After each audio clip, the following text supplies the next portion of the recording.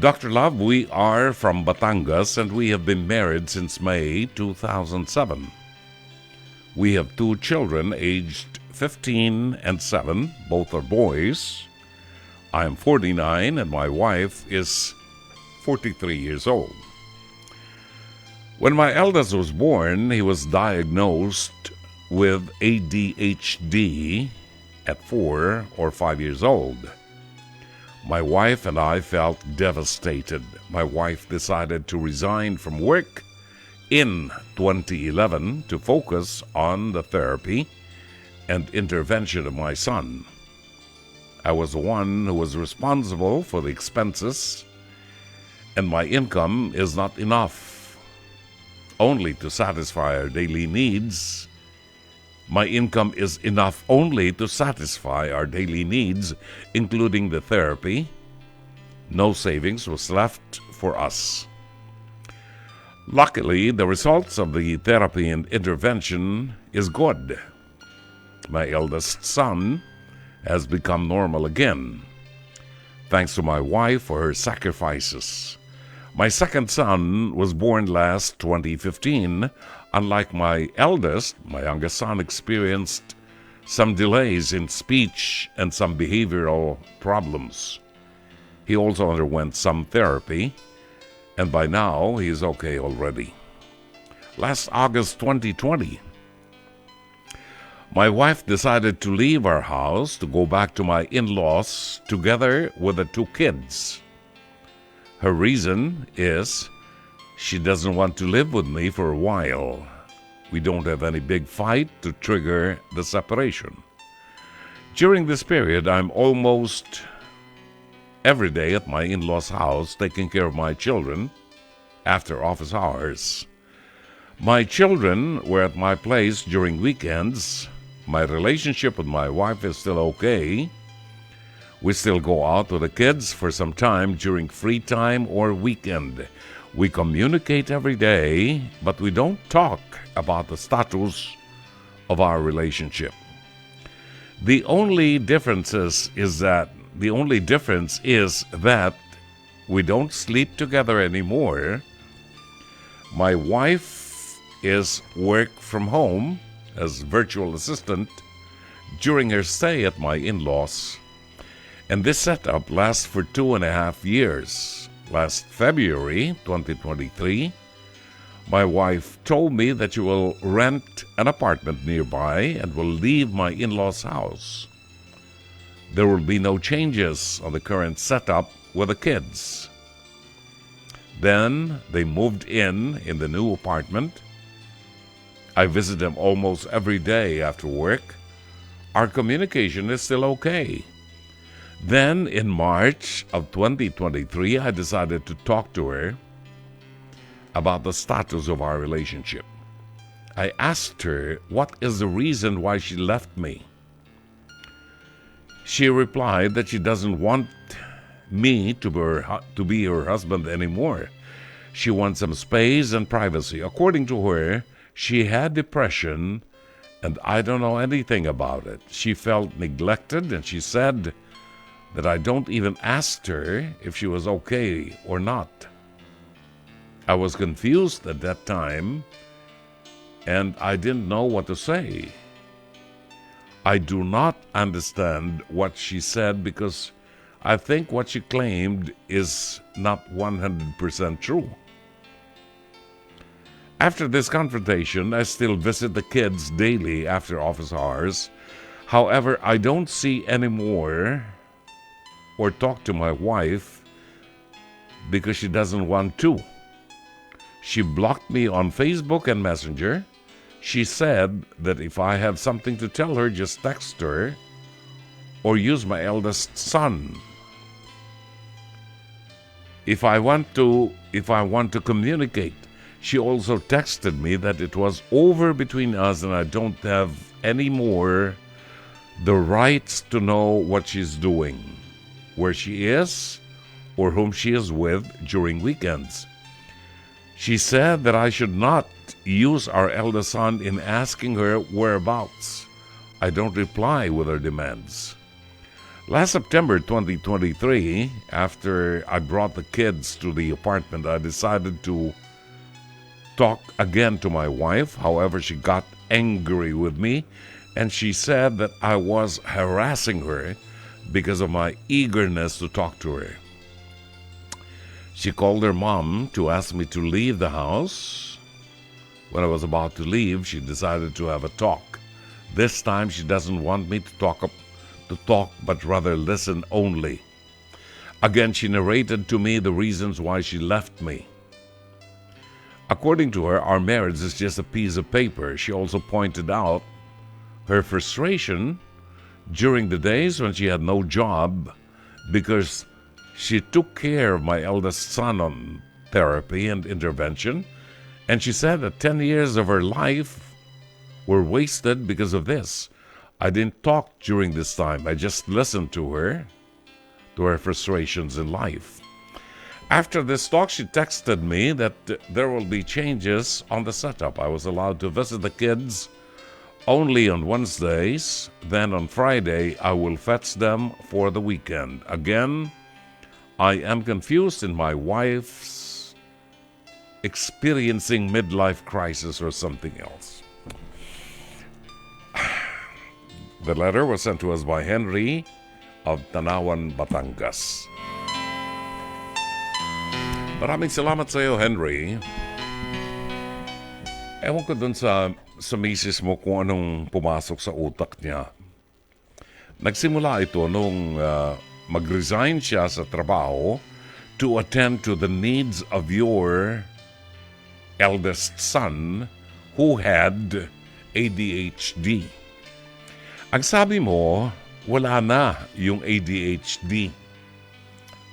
Di mabuti kung wala na, kung gano'n lang kabilis. ADHD na wala ka agad pagkatapos ng therapy. Parang mahirap paniwalaan yan. Alam mo, yung mga kaso ng ADHD, yung mga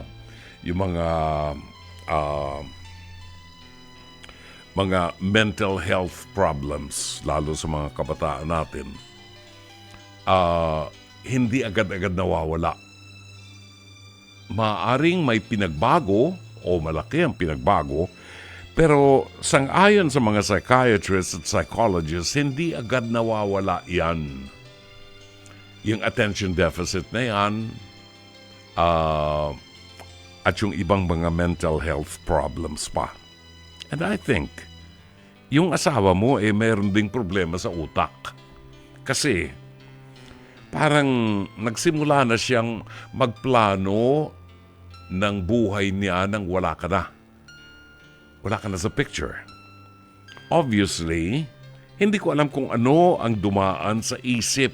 Anong mga pumasok na ideas sa isip ng iyong asawa at bigla siyang nag-decide na umuwi sa kanyang mga magulang, doon tumigil at itigil na ang pakikipagrelasyon sa iyo. Alam mo, kung kasal kayo, hindi ganong kadali yan. Hindi ganong kadali na magdidesisyon siya na ayoko na. Ang kasal naman ay isang papel lamang yan eh. Oo. Isang papel nga lamang yan, pero kontrata yan. Sa mata ng batas ng tao, it is a contract that binds you together. Hindi po pwede yung basta-basta gusto lang niyang humiwalay na sa'yo para makatulog siya ng diretsyo. Makapagluto siya ng ulam na gusto niya. Hindi po pwedeng ganun. It is a contract, a binding contract between the two of you. At kung pag-uusapan natin ang matrimonial wedding, yung sacramental wedding, mas matindi yun. Kasi concerned dito sa sacramental wedding ang Diyos na kung saan kayo ay sumusumpa. Sa klase ng asawa mo, sa pabago-bagong takbo ng kanyang isipan, mukhang nawawala na sa hulog ang asawa mo. Siguro ay kinakailangang matrace mo rin, Henry, makipag-ugnayan ka, makipag-usap ka sa psychologist para malaman mo. Kasi dalawa sa mga anak mo ay nagkaroon ng problema sa uh, mental health problems. Dalawa sa anak mo ay nagkaroon ng problema sa mental health. And base sa mga ikinukwento mo sa iyong liham, kinakabahan ako na ang asawa mo, Henry, ay kailangan ding magpakonsulta sa isang psychologist para malaman kung ano ang nagiging problema ng asawa mo. This is not just plain depression. Kasi para mag-decide siya sa sarili niya na iwanan ang kanyang asawa at bumukod sila ng bahay at i-dictate niya kung kailan ang asawa niya ay pwedeng pumunta para mahiram yung mga anak niya, hindi ito normal sa isang tao. Ang nagdi-dictate niyan ay ang hukuman natin. Meron tayong court na siyang magdi-dictate kung kailan mo i-schedule ang paghiram sa iyong mga anak para makasama mo sila. Hindi po pwedeng yung asawa mo magdi-dictate. So something is terribly wrong with the way your wife thinks. At gusto kong isipin na baka kailanganin niya na kumonsulta sa isang psychologist para malaman din kung siya ay merong problema. Sa tingin ko rito, I am not a psychologist, pero sa tingin ko rito ay kinakailangang mapag-aralan din ang takbo ng kaisipan ng iyong asawa, because the way she talks and the way she plans things for your family, siya na ang nag-i-schedule ng visitation na dapat ang hukuman natin ang mag-decide. So something is terribly wrong with her. Kung iniisip niya na ang kasal ay isang piece of paper lamang na po pwedeng ipatapon-tapon na lamang, pagkatapos, kakaiba yung kanyang iniisip. Hindi ako nag-iisip ng masama rito na maaaring meron siyang ibang kinalulukuhan na o nakakakuha ng kanyang atensyon. Hindi iyon ang iniisip ko. Ang iniisip ko, yung mental health ng iyong asawa ay dapat sigurong aksyonan at harapin ng isang psychologist. Hindi normal sa isang pamilya na magkaroon ng dalawang anak na may problema sa mental health. Merong isang pinanggagalingan, pihado, ng problema ng iyong mga anak. At hindi po ganun kabilis, no? Hindi ganun kabilis na mawawala ang ADHD o yung mga mental health ng mga bata o ng sino mang tao.